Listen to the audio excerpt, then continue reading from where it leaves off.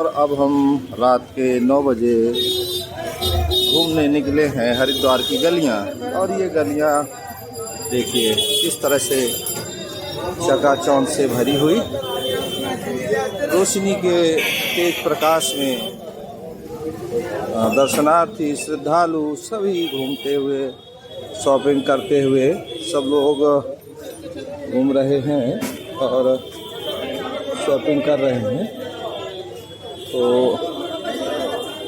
काफ़ी लोग देखिए, पूरा मेला चल रहा है, दिन हो या रात यहाँ लोग आते रहते हैं, जाते रहते हैं। और गर्मी की वजह से श्रद्धालु तो आ ही रहे हैं, पर्यटक भी बहुत आ रहे हैं। उत्तराखंड में पर्यटक भी बहुत ज़्यादा आ रहे हैं। इस वजह से ये जो भीड़ भाड़ आपको दिख रही है, काफ़ी भारी संख्या में लोग यहाँ पर आ जा रहे हैं। तो एक रोशनी से जगमगाती हुई शाम ये हरिद्वार की मैं आपको दिखा रहा हूँ। तो देखिए और एंजॉय करिए इस रंगीन शाम का। धन्यवाद गंगे दोस्तों। और ये हरिद्वार में माँ गंगा का मन भावन दिव्य दृश्य, और सामने पीछे पहाड़ पर माँ मनसा देवी का दिव्य पर्वत स्थल, दिव्य स्थान उनका। तो यहाँ पर जब आप आते हैं तो माँ मनसा देवी का दर्शन ज़रूर करें। ऐसा कहते हैं कि वहाँ पर जाके एक धागा बांधा जाता है मनौती का, और वो अवश्य माँ मनसा देवी मन की कामना पूरी करती हैं, ऐसा सबको विश्वास है। तो आइए आप भी और माँ गंगा का दर्शन करिए, स्नान ध्यान अर्चन करिए, और साथ में माँ मनसा देवी का भी दर्शन करिए और अपने जीवन को सफल बनाइए मित्रों। और आज 1 जून 2024 और मैं माँ गंगे के शरण में यहाँ आए हुए हैं हरिद्वार में। और सुबह सुबह हम लोगों ने स्नान दर्शन किया और इसके बाद निकल पड़े हैं भ्रमण पर। और मैं आपको यहाँ का विहंगम दृश्य दिखा रहा हूँ। ये सामने तीव्र गति से बहती हुई ऋतुपवनी माँ गंगे, और सामने जो पर्वत है उस पर माँ मनसा देवी का दिव्य स्थान है। माँ मनसा देवी यहाँ पर विराजी हुई हैं, और कहते हैं कि भगवान भोलेनाथ की ने इनको प्रकट किया था। तो भगवान माँ मनसा देवी सबकी मनोकामना पूर्ण करती हैं, ऐसा यहाँ पे लोगों ने बताया। और ऐसी मान्यता है कि माँ मनसा देवी के स्थान पर जाकर मनौती का जो धागा बांधा जाता है, उसके पश्चात उसकी मनोकामना अवश्य पूर्ण होती है, और बाद में वो धागा खोलना भी पड़ता है। तो ऐसी मान्यताएं हैं। तो आइए और इन दिव्य स्थलों पर आइए और अपने जो भी मनोकामनाएं हैं पूर्ण करते रहिए। धन्यवाद गंगे मित्रों। और ये मैं हरिद्वार का व्यू आपको माँ गंगा का दिखा रहा हूँ। और यहाँ आकर ऐसा लग रहा है कि यहाँ हम लोग बार बार आएँ। माँ गंगे से यही विनती है हमारी कि माँ बुलाते रहिएगा, हमें हम पर अपनी कृपा बनाए रखिएगा। और जीवन में जब भी जहाँ हम पर संकट आए, माँ आप हम सब की रक्षा करिएगा, हम सब पर अपनी कृपा दृष्टि बरसाती रहिएगा माते, यही आपसे विनती है। और जब भी समय मिला, जब भी आपकी कृपा हुई, तो हम फिर से आपके चरणों में आपका आशीर्वाद लेने ज़रूर आएंगे। और बड़े भाग्य की बात है जो यहाँ हम लोगों का आना हुआ, क्योंकि ऐसे स्थलों पर आ पाना बहुत ही श्रमसाध्य होता है, और एक इच्छा भी होनी चाहिए ऐसे स्थलों में आने के लिए। वो चीज़ भी ज़रूरी है, तभी आप ऐसे स्थलों में आ सकते हैं। हर हर गंगे, जय गंगे। तो मैं आपको यहाँ एक स्किलफुल आदमी का व्यू दे रहा हूँ। ये आदमी अपने हाथ में इसने रस्सी और एक जाल नुमा बाल्टी ले रखी है और जो भी गंगा नदी में बहते हुए नारियल आते हैं उनको ये कैच करता है, पकड़ता है। देखिए अभी एक दो नारियल आ रहे हैं, मैं फिर आपको दिखाऊंगा कैसे ये उनको पकड़ता है। बहुत ही अच्छा और काम है ये। देखिए आ रहा है नारियल ही, और ये देखते हैं ये बंदा उसको कैसे पकड़ेगा।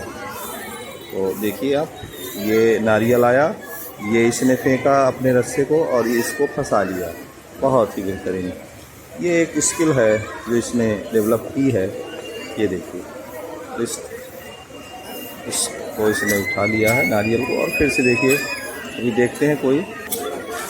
तो ये भी यहाँ पर एक कमाई का ज़रिया है। ये अगर दिन में 100-200 नारियल भी कलेक्शन कर लेता होगा तो एक नारियल 20 रुपये का यहाँ पे बिक रहा है। फिर इसने 100 नारियल भी इसने अगर कलेक्ट कर लिए तो 20 रुपये के हिसाब से इसका 2000 रुपये बन जाता है पर डे का। ये इनकी इनकम है। तो यदि आपके पास दिमाग है, स्किल है, तो आप कहीं पर भी कुछ भी धन का अर्जन कर सकते हैं। तो ये मैंने आपको दिखाया। ये व्यक्ति यहाँ पे देखिए जो उनका काम हुआ, ये बैठा हुआ और इसने ये कलेक्शन किया है। पूरा बोरा का बोरा ये रखे हुए पीछे मैंने अभी देखा है। तो स्किल है पैसे कमाने की।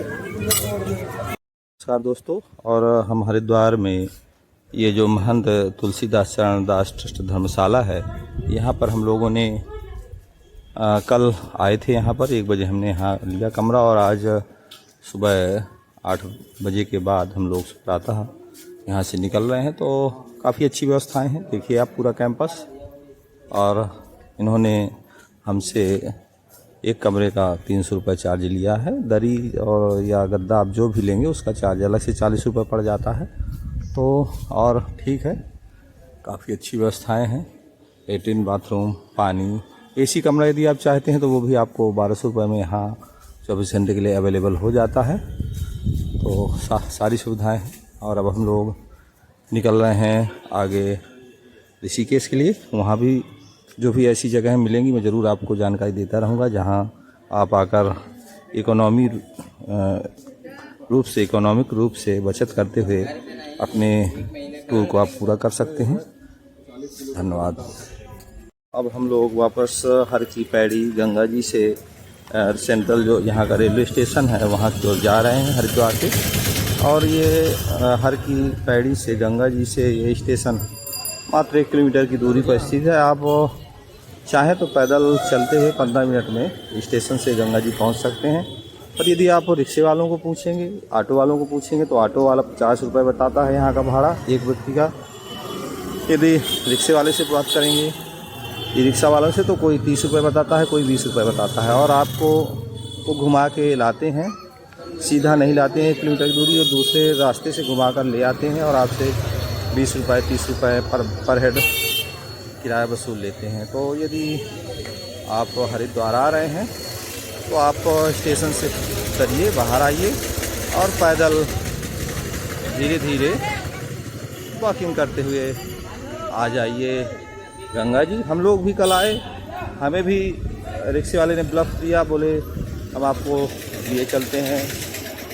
एक 40 कह रहा था, एक 30 कह रहा था। फाइनली एक ने 20 रुपये में कहा कि हम आपको गंगा जी पहुंचा देंगे। और वो आया, सीधा रास्ता नहीं आया, दूसरे रास्ते से घुमा कर ले गया और हम लोगों को पता भी नहीं चला कि इस तरह से यहाँ लोग मिसगाइड करते हैं। तो अवेयर रहिए। मैं आपकी जानकारी के लिए ही ये वीडियो शूट कर रहा हूँ कि आप पैदल आ जाइए स्टेशन से गंगा जी। और यहाँ पे मैंने आपको एक धर्मशाला का पता भी दिया है, एड्रेस भी मैं अभी वीडियो डालूँगा फेसबुक पे। तो वहाँ धर्मशाला में आप आइए। आपको 24 घंटे के लिए नॉर्मल कमरा 300 रुपये में और एसी रूम 1200 रुपये में मिल जाएगा। एक कमरे में आप 2 हैं, 4 हैं, 6 हैं, जितने व्यक्ति हैं एक कमरे में आप आराम से रहिए। लेट्रिन, पानी, हर चीज़ की वहाँ पे व्यवस्थाएं हैं। तो कुछ ये जानकारी हम लोग जो यहाँ घूम रहे हैं, कुछ जानकारियाँ भी इकट्ठी कर रहे हैं ताकि हमारे परिचित जो भी व्यक्ति यहाँ आएँ उनके लिए काफ़ी कुछ चीज़ें आसान हो जाएं और उनकी यात्रा आनंदपूर्वक हो सके। इसके लिए मैं जहाँ भी आगे पहुँचूँगा, जहाँ वहाँ पर मैं ये चीज़ें जानकारी देता रहूँगा, एक्सप्लोर करता रहूँगा। धन्यवाद। दोस्तों, मैं अभी घूम रहा हूँ हरिद्वार रेलवे स्टेशन पर, और हम लोग देखिए, मैं आपको बता दूँ, मेरी बाईं ओर यहाँ से आप जो ये रोपवे है, फ्लाईओवर है, इससे आप नीचे निकलते हुए जाएंगे मेन रोड पर, और मेन रोड से बाईं ओर को ही चलते हुए आप लगभग 2 किलोमीटर जाइएगा तो आपको सीधे हर की पैड़ी गंगा जी का जो स्थान है वो मिल जाएगा। वहाँ पे आपको होटल मैंने पहले ही बता दिया है, जो इकोनॉमी के हिसाब से रुकना चाहते हैं उनके लिए बहुत अच्छा, अन्यथा जिनको ज़्यादा खर्च करना है तो फिर बहुत सारे होटल हैं। और मैं आपको फिर से दिखा दूँ, वहाँ उस सामने आप मेन रोड है, वहाँ से आप आएंगे और फिर ये आपको ये स्टेशन मिल जाएगा हरिद्वार का, और इसी पे आप हम लोग आगे जा रहे हैं। यहाँ पे हमें अभी ऋषिकेश के लिए टिकट लेना है, वो बताया गया है। यहाँ पे जो लोकल ट्रेन हैं उनके लिए 10 रुपये है यहाँ से, और ऑटो वाले टैक्सी वाले तो 60 रुपये, 70 रुपये, 80 रुपये, जो जितना निकाल सके निकालने को यहाँ तैयार रहते हैं। आप यकीन मानिए कि यहाँ आप शाम को जो पूजा आरती होती है माँ गंगा की, वहाँ भी लोग हैं जो आपसे 101 रुपये, 501 आरती के नाम पर आपको रसीद देंगे और आपसे पैसा ऐंठ लेंगे। तो ऐसे लोगों से सावधान रहिए। सुबह जब हम लोग नहाने गए तो एक बंदा आया, उसने कहा माँ गंगा की भोग आरती के लिए आप रसीद कटवाइए। मैंने कहा भाई यार, ये तो हमारी श्रद्धा है कि हम माँ को क्या भोग लगवाना चाहते हैं, क्या देना चाहते हैं, तुम्हारा इसमें क्या रोल है? तुम ले लोगे और क्या पता तुम क्या करते हो उसका। तो ऐसे लोगों से सावधान रहिए। देखिए, आस्था रखनी चाहिए, पर जो आडंबर है, जो ये धर्म के नाम पर धंधा है, इसको बिल्कुल बंद करिए। आपको पैसा देना है, किसी गरीब को आप खाना खिला दीजिए, किसी गरीब को आप 10 रुपये दे दीजिए, वो तो अच्छी बात है। पर 101 रुपये, 501 रुपये आरती के नाम पर, भोग के नाम पर, जाने किस किस नाम पे यहाँ पे लोग आपसे लूट लेते हैं। तो उन चीज़ों से बचते रहिए और आइए, अच्छे से घूमिए फिरिए, और आप किसी भी डेस्टिनेशन पर जाइए। मेरे जानकारों ने यही बताया कि आपको आध घंटा आप वहाँ पे घूम लीजिए, आपको कोई सबसे बेस्ट ऑप्शन है रुकने का, वो कमरा मिल जाएगा। कल हम एक बंदा मिला, उसने कहा मैं आपको होटल दिलवा दूँगा, 1500 रुपये लगेंगे 24 घंटे का। हमने कहा भाई यार, इतना महंगा हम अफोर्ड नहीं कर पाएंगे। हालांकि कर सकते हैं पर नहीं करना चाहिए, क्योंकि मैं टूर जब निकलता हूं तो मैं ये प्रयास करता हूं कि कम से कम खर्च पे हम लोग अपने टूर को मैनेज कर सकें। क्योंकि घूमने में हम लोग तो ठीक है, पर जो लोग खर्च कर सकते हैं वो तो खर्च कर लेंगे, पर जो व्यक्ति साधारण घूमना चाहता तो उसके लिए उसको कुछ बचत के रास्ते ऑप्शन तैयार करना ही चाहिए। तो आगे मैं आपसे इस पर चर्चा करता रहूँगा फिर से। और रेलवे स्टेशन पर आ गया हूँ और मुझे अब जाना है ऋषिकेश। तो ऋषिकेश जाने के लिए हमने टिकट कटा लिया है। लोकल यहाँ पे हरिद्वार से ऋषिकेश 28 किलोमीटर है, और लोकल ये जो ट्रेन है अपनी, देखिए ये है हरिद्वार ऋषिकेश चंदौसी तक ही चलती है, ऋषिकेश हरिद्वार। ये इसका नंबर है, देखिए ये ट्रेन है। तो ये ट्रेन अब 10:35 पर यहाँ से निकलेगी ऋषिकेश के लिए। इस ट्रेन से हम लोग जा रहे हैं। वैसे क्योंकि ऑटो वाले क्या है कि काफ़ी ज़्यादा किराया लेते हैं, 70 से 80 रुपये एक व्यक्ति का ऑटो किराया हो जाता है हरिद्वार से ऋषिकेश का, और इस ट्रेन में आप मात्र 10 रुपये में। तो जैसे आप ज़्यादा लोग हैं, 5 या 6 लोग हैं, 10 लोग हैं, तो फिर मुझे लगता है इस ट्रेन से जाना ज़्यादा बेटर रहेगा।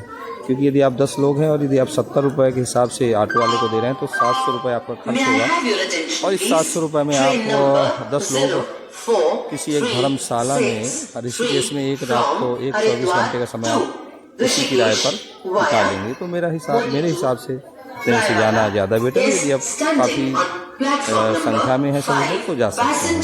तो एक आदमी है तो फिर उसके लिए कोई दिक्कत नहीं है, वो ऑटो से भी जाए तो कोई ज़्यादा दिक्कत नहीं है उसके लिए। तो इस चीज़ के लिए मैंने ये वीडियो बनाया ताकि आपको भी इस चीज़ के लिए शेयर कर सकूँ। और ये ट्रेन प्लेटफार्म नंबर 5 पर आती है, और ये सबसे किनारे वाला प्लेटफॉर्म है। ये इस तरफ जो मेन ट्रेन हैं वो प्लेटफॉर्म नंबर 1, 2, 3, 4 में ही आती हैं और ये 5 नंबर जो लोकल ट्रेन है उनके लिए रिजर्व रखा गया है। इसी पर ये ट्रेन खड़ी हुई है और हम लोग थोड़ी देर में यहाँ से निकलेंगे। तो बने रहिए साथ में और आगे आप जो भी जानकारी है आपको अपडेट करता रहूँगा।